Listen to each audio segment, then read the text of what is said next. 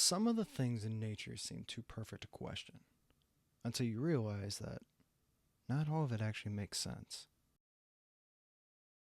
Out in the desert, there are stones that look like fungus. Stem, cap, even gills. Not carved, not placed, just standing there. Geologists call them anomalies, but I, on the other hand, believe that we should call them memories. Across deserts and remote cliffsides, they have found formations that match no known rock. Not volcanic, not sedimentary, just wrong. But look closer. A cap, a stem, gills on the underside. However, it's not a rock. It's a fossil of a mushroom much larger than it ever should have been. Some of these structures reach up to 6 to 12 feet tall. The largest? Over 20 feet tall. Petrified, preserved, and undeniable. I know petrified mushrooms sound crazy, but on the other hand, you see a dinosaur bone and you don't think twice about it. And that's the wild part. They aren't random. The stone shows the same cellular patterns as living fungi. And what does that mean? It means that these were not accidents. These were alive. They were massive. It also means that someone is telling you one thing while science is proving to you another. But I digress. But the mushroom? That's something easy to look at and see how that's possible. This next part might kind of stump you a little bit. The trees. Now that's when our past really begins to shout. Take a look at Devil's Tower in Wyoming. 1,200 feet tall, vertical columns that ripple like bark, 90-degree angles across its base like roots once stood there. You can argue that it's erosion, but to me it looks more like amputation. Now, the Devil's Tower? Who came up with this name? Does that not scream deception to you? I mean, open your eyes, people. Now let's do a little comparison. Wood stump? Possible wood stump. And it's not just that one. These stumps are scattered across the continents. Same ridges, same composition, same story told in silence. And if these actually were trees, then what was the world like that these things were growing in? Now, scientists already admit that everything used to be larger. Megafauna, megaflora, all of that. But the thing is, when it comes to actually putting their names down as admitting that these are what these actually are, nobody wants to do it because they don't want to put their credentials on the line.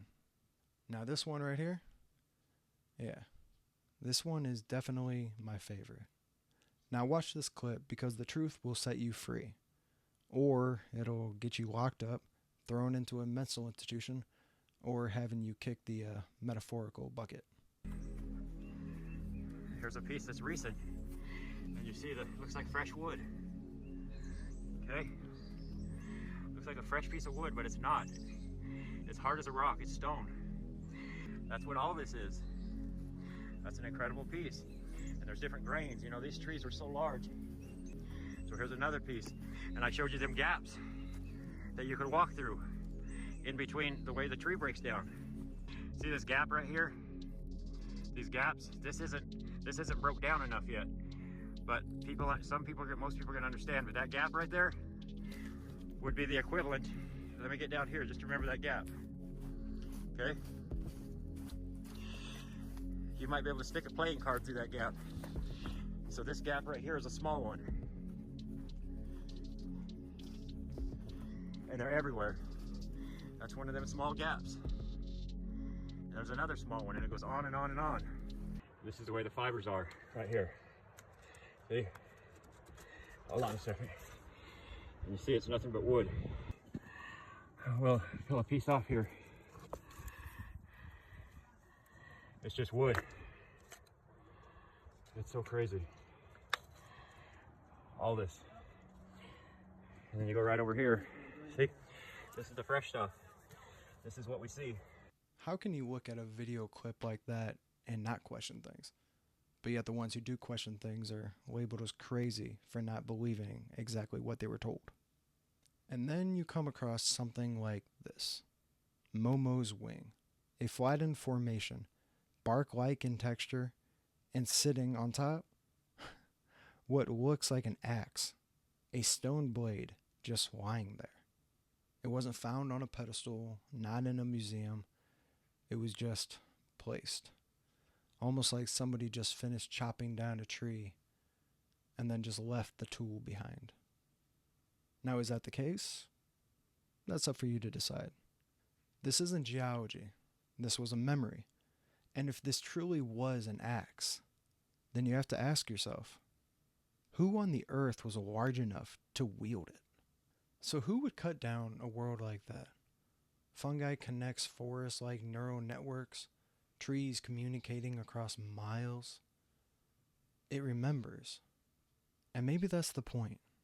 Our world was very different before. It's where we knew of our Creator. We knew of the ether. So it was cut down, burnt, and buried.